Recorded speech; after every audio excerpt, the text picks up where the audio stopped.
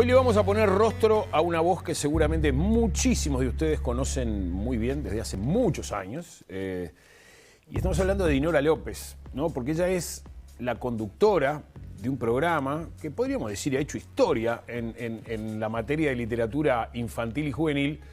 Ese programa que sobre todo en las radios públicas estuvo muchísimo tiempo, ahora vamos a hablar de eso, que se llama Había una vez.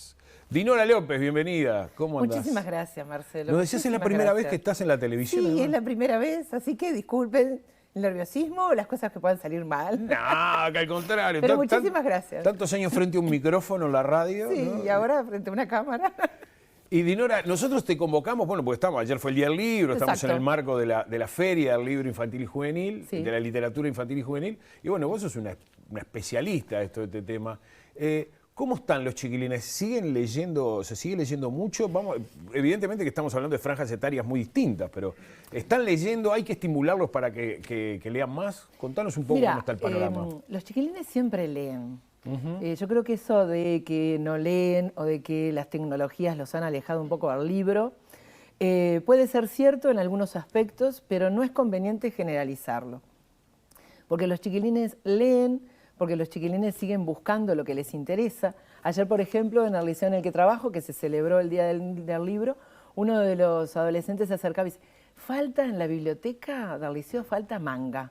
Bueno, vamos a empezar a buscar. Sí, este es un poco caro, me dice, pero le puedo dar algunos lugares. Bueno, dale, pásame los datos y empezamos a hacer la búsqueda para ver cómo nutrimos a la biblioteca de el manga. Bueno, justamente, ¿no? Es decir, yo creo que ellos pasan por una diversidad de temáticas, de intereses, de formatos, que quizás nosotros desde nuestro lugar actual, histórico, no es el que consumimos, y por eso a veces algunos adultos dicen no leen. No, leen.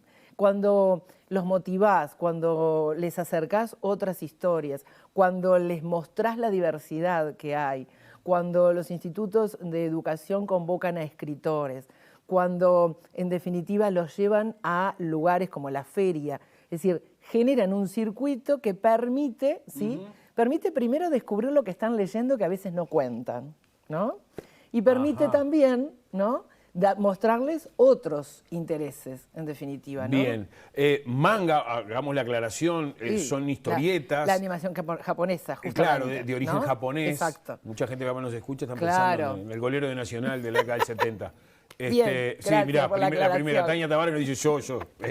Ayrton Correa de Arruda. Pero claro, ahora que vos lo mencionabas, es un poco general, no es...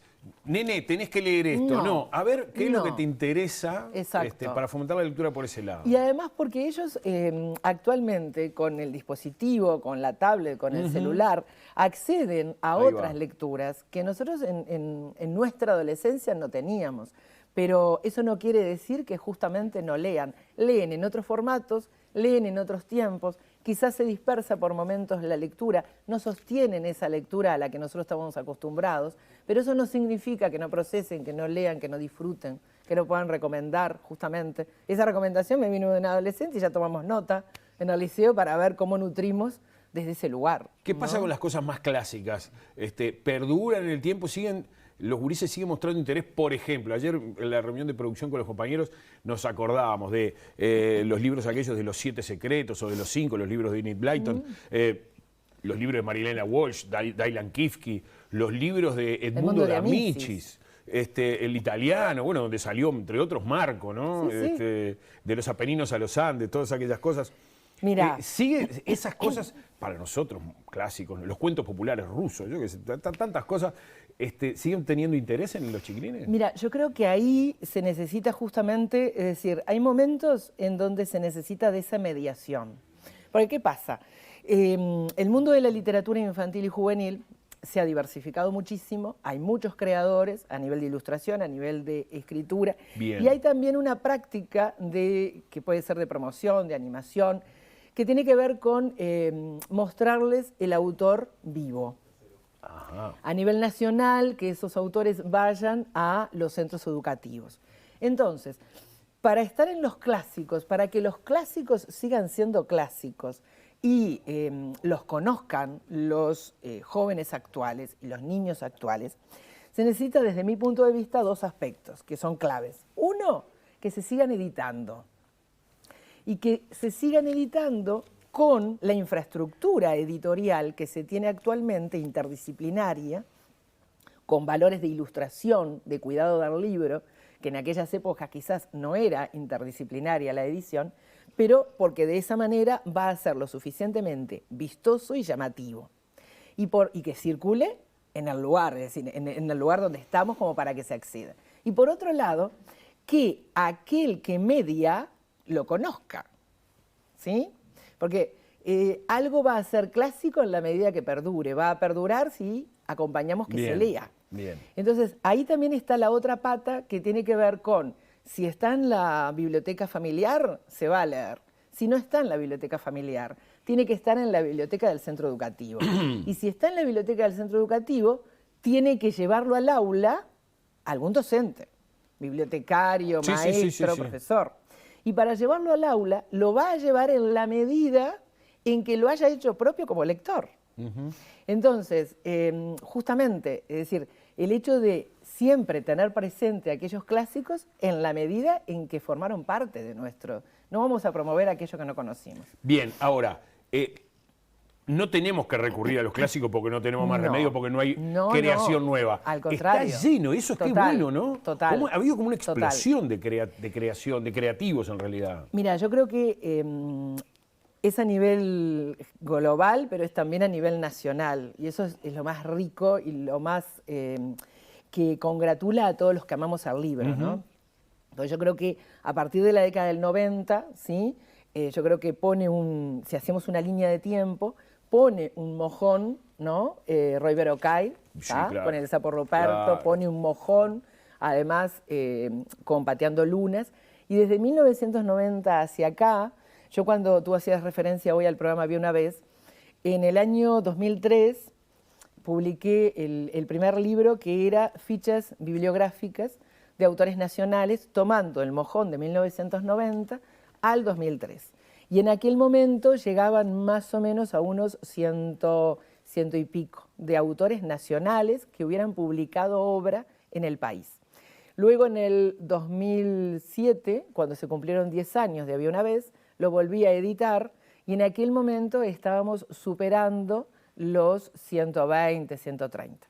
Entonces, ¿qué pasa? Allí están todos, es decir, en plano muy horizontal, todos consignados, tanto los que tienen un mojón de obra reconocida y una editorial atrás, como aquellos que pagaron su edición. Entonces, actualmente estaremos superando los 200, solo a nivel nacional, claro, de lo que se haya publicado para niños y jóvenes. Pero lo que se ha dado también es que no es solamente una explosión a nivel de cantidad, sino que es también a nivel de calidad. Sí. Si nosotros observamos libros nacionales, por ejemplo, hace poquito se presentó una nueva editorial nacional que surge además por fuera de Montevideo, que surge en Maldonado, que es Editorial Morisqueta, con un libro que es una joyita, que es El Rojo Orgulloso, y que uno lo mira, lo analiza y dice, está al primer nivel, ¿sí?, de otros libros de formato libro-álbum, de tapa dura, internacional. Y estoy nombrando una como ejemplo de lo nuevo que surge, pero editoriales que han marcado como Lo que leo, como Planeta, como Fin de Siglo, como Criatura Editora, como Más Pimienta. Es decir, han surgido además editoriales que han ido acompañando el proceso de mejora en la calidad y de multiplicación en la cantidad de creadores nacionales. Déjame entrar en este tema, me parece clave, y nos queda, como siempre, se nos queda corto todas las entrevistas. Pero el tema de las nuevas temáticas, el tema del abordaje de las temáticas de género, el tema de los nuevos personajes femeninos en la literatura infantil, el tema de que las princesas ya no son lo que eran. Vayamos un poquito por ahí. Bien. Yo creo que acá hay dos aspectos, ¿no? Que a mí como docente me interesan y que siempre lo he remarcado. Hablemos de literatura, hablemos de arte. Bien. Entonces, ¿qué pasa? Hay, por suerte, y no se debe a la suerte, sino que se debe al trabajo consciente y ético, ¿no?, de construir una estética que sustente una ética, en definitiva, ¿no? ¿Por qué digo esto? Porque lo importante es que se aborden los temas manteniendo que el libro sea arte, ¿no? Es decir, que el tema no esté primero que la elaboración artística, Bien. sino que la elaboración artística sustente la temática. Bien. Entonces, en ese sentido, y yo lo decía hace unos meses atrás en una charla que dimos sobre la cuestión de género, y mi enfoque era en la literatura infantil y juvenil, por ejemplo, yo vuelvo a Roy Berocay. Yo creo que es uno de los autores que desde el 90 para acá ha ido evolucionando en su escritura y ha ido evolucionando en su mirada de la realidad. Por ejemplo, Superniña, ¿sí? Que la protagonista es la hija de Maite de Pateando Lunas, ¿no? Por ejemplo, El lado oscuro, que es una novela mucho más juvenil. Él trata el tema de la violencia en el noviazgo, él trata el tema de la discriminación entre compañeros de clase y de la imposición de un modelo acercado a lo patriarcal, acercado a lo machista, ¿no? Y el enfoque de las protagonistas mujeres, las protagonistas niñas, empoderándose fundamentalmente primero de la palabra, ¿sí? De el pensar por sí mismas y de plantear por sí mismas las cuestiones en el centro educativo, ¿no?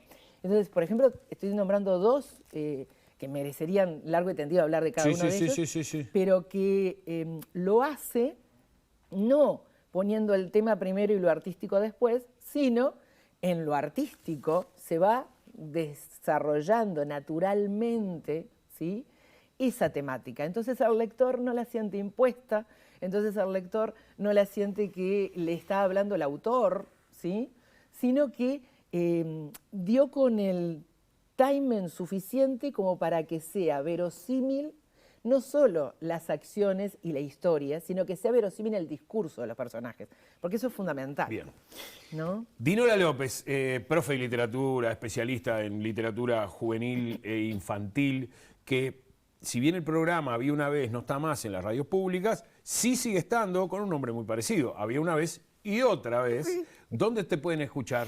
Bueno, me pueden escuchar los sábados y los domingos a las 14 horas por Radio Vox, que es una radio online, y los sábados a las 19 por la otra radio UI.com, que es una radio online. Online también y de Maldonado. De Maldonado. Perfecto. Para seguir de cerca las recomendaciones y el tratamiento de todos estos temas, que como ven es apasionante. Total. Y por suerte estamos hablando de algo que es floreciente acá en el Uruguay, con muchísimos autores. Eso es realmente para celebrar. Es maravilloso. Dinora, muchísimas gracias. Gracias a ti, muchísimas gracias. Me sentí como en Primera casa. de muchas visitas seguramente que muchas gracias. no vas a hacer por aquí. Un gusto. Nos vamos a la calle ahora con